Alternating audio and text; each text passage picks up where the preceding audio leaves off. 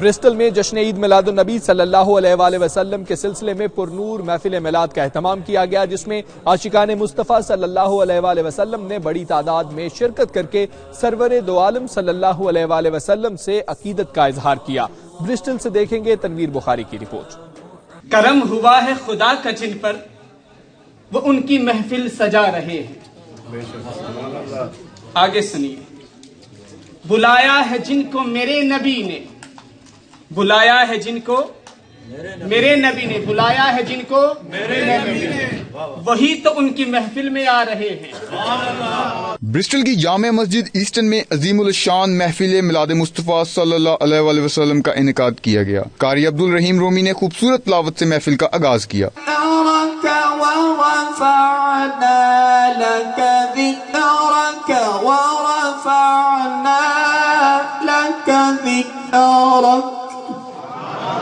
حافظ عبدالقادر نشاہی اور محمد اویس اقبال نے خوبصورت نعت پیش کر کے حاضرین کا دل عشق رسول صلی اللہ علیہ وآلہ وسلم سے منور کر دیا۔ چلتا ہوں میں بقافل والوں، رکو ذرا،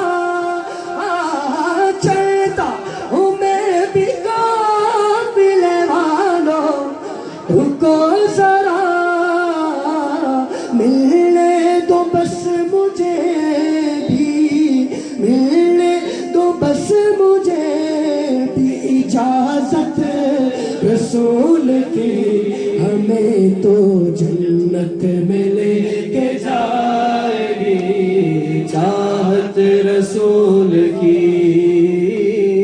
اس موقع پر علماء کرام نے کہا کہ نبی کریم صلی اللہ علیہ وآلہ وسلم کے ساتھ محبت ایمان کا جز ہے۔ دین اسلام امن، رواداری اور محبت کا درس دیتا ہے۔ کی محمد سے وفا تو نے تو ہم تیرے ہیں، یہ جہاں چیز ہے کیا لوح و قلم تیرے ہیں۔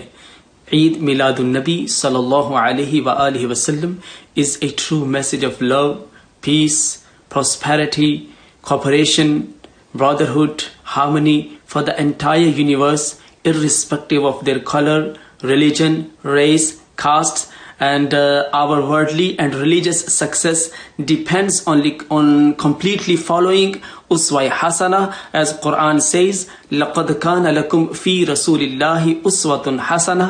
He is the best role model. So we as followers of Prophet Muhammad, peace be upon him, should follow his valuable teachings for the prosperity and progress within the society. I wish you all a very happy Eid Milad al-Nabi sallallahu alayhi wasallam. اسلام سختی سے نہیں بلکہ محبت سے پھیلا ہے۔ محفل میں علامہ قادری، محمد عرفان جلالی، علامہ حافظ امام محمد عاصم، مفتی فیض رسول اور امام سمیر رضا کے علاوہ کمیونٹی کی بڑی تعداد نے شرکت کی۔ نہ لوح قلم سی، نہ سورج چند تارے،